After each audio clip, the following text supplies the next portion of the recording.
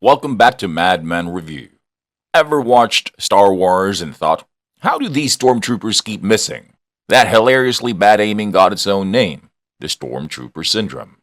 It's when trained folks kinda fumble in the big game. Imagine shooting your Glock 17 for months in the range, then mag jumping a home invader and not hitting him once.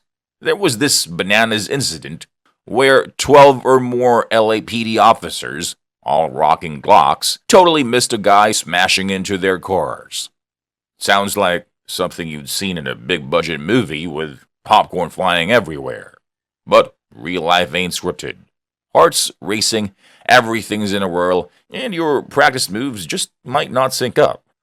Plus, the pressure's on with everyone watching, and who knows? Maybe their Glocks aren't up to snuff. Their wild story is a solid reminder. No matter how much you train and how reliable your standard issue sidearm is, life's got a knack for throwing wild pitches you didn't see coming. The 911 call. Los Angeles, California. So, on August 9, 2023, around 5:50 p.m., the Foothill cops got a bunch of calls. First up was this dude who dialed 911 about a hit and run. He even caught a glimpse of the license plate. Thankfully, nobody was hurt, and he'd already moved his car off the road. No city stuff got messed up, but get this. The car that hit him was from Water and Power. It had Water and Power written on it in those special California plates. The car didn't even bother stopping after the hit. This all went down near Lower Canyon Boulevard and Osborne Street. Oh, and the guy mentioned the driver looked Hispanic. The next call was from a woman who dialed 911 about a shirtless white dude driving a car labeled DWP, who she thought was someone from the fire department. This guy just blew through a red light and was going wild driving up San Fernando Road. She saw all this craziness at the San Fernando Road and Paxton intersection. The ride was a white DWP SUV. She didn't catch the license plate because she almost got hit by the SUV. Then there was another woman who rang up 911 because a Water and Power truck smashed right into her mother-in-law's place, hurting her and her boyfriend. The dude driving, who looked kind of drunk and had some tattoos showing, booked it out of there. The truck had LAWP written on it. All this chaos happened on North Canyon Boulevard. Even though she didn't get the truck's plate, she said it was a white DWP truck. That's when the cops rolled out to check it out. The car chase. So when the cops rolled up to the scene, they quickly pieced things together. They concluded that someone had gone rogue, using their car as a weapon, kind of like something out of an action movie. They immediately sent out an alert for everyone to be on the lookout for a large white SUV, which they believed to be the main culprit.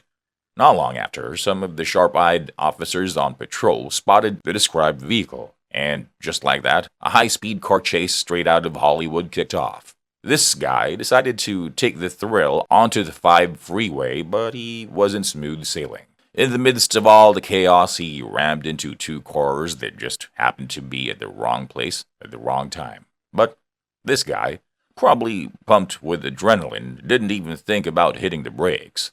He kept the pedal to the metal and finally made his exit at Colorado Boulevard. Wonder what was going through his mind. After he took the exit, he swerved into a parking lot for several businesses, which was basically a dead end. This dude didn't seem to care though. He gunned it up a super steep, tight driveway and went full-on action hero mode by smashing right through a locked metal gate into another parking area. Then, a wild move, he whipped the car around and floored it straight at the cops. He deliberately slammed it into 2 cop cars, and to make things even crazier, he also hit a van that some unlucky person was just sitting in. It was pure chaos. Shots fired. So, after all that madness, the dude's DWP SUV finally stalled out at Edenhurst Avenue near Colorado Street. As the cops moved in, strategy and all, shots started popping off. The guy didn't give up, though. He tried to speed off at the officers again, and that's when the second wave of shots rang out. Even then, he drove a bit further because his ride came to a halt. The cops tried talking him down, but the dude just wasn't having it. Suspect has continued to move the vehicle reversing.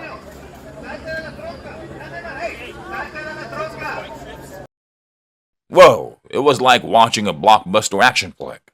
Insane. How the heck did he not get hit by any of those bullets? Dude can dodge bullets. You gotta respect what the officers dealt with, but it's wild to think that some of them held back enough to not end the whole thing right there.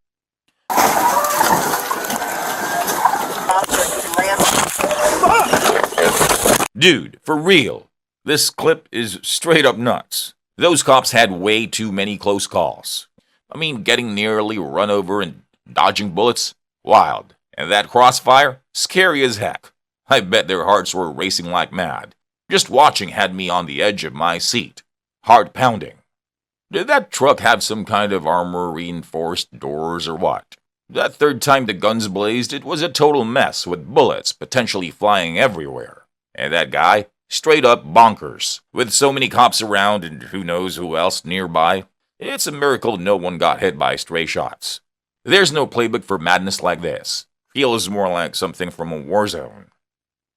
Perp caught. When this dude finally decided to barricade himself inside the stolen SUV, the SWAT team was called in. They handled their business and nabbed him without any more drama. Turns out the guy got hit during the shootout and had to be rushed to a nearby hospital. So, the LAPD gave a name to the face. Manuel Ramirez, 28. Now, we don't really know much about him, so we won't jump to conclusions as far as this guy's character or the reason for his rampage. He later had to answer for his wild ride. He got slapped with the California Penal Code 245C. They charged him with 8 counts of assault with a deadly weapon with a vehicle on a police officer. The bail? A cool $152,000. 3 of our boys in blue got hurt in this madness. 2 got patched up right there and another had to head to the hospital, but was sent home later. And a twist in the tale? That DWP truck he was tearing up the town with? Turns out it was stolen and no one even reported it. That bail amount, though, feels like a slap in the face. After all that chaos, giving him an option to walk out seems wild, but then again, this is California we're talking about. All he might do is flash an apologetic grin, say, "My bad," and they might just let him stroll. Fingers crossed he doesn't pull a repeat. Alright, so people can't stop talking about this shoot-up, and there are 2 big takeaways. Let's dive into the first one. Lousy shots. So, there's been a lot of talk on the web, with experts weighing in about the LAPD's tactics during this whole ordeal. There were moments where you could seriously question their training, like not even making sure they're clear from crossfire. Isn't avoiding crossfire like Police 101?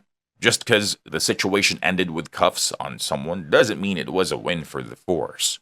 And then, there's the big question. What's up with the LAPD's aim? Are their issued guns to blame? Looking at the clips, if you slow things down, some officers seem to be wielding a Glock. Odds are many of them might be rocking the Glock 19, but then there might be a few with the Glock 17 or even the FN 509 MRD LE. So what gives?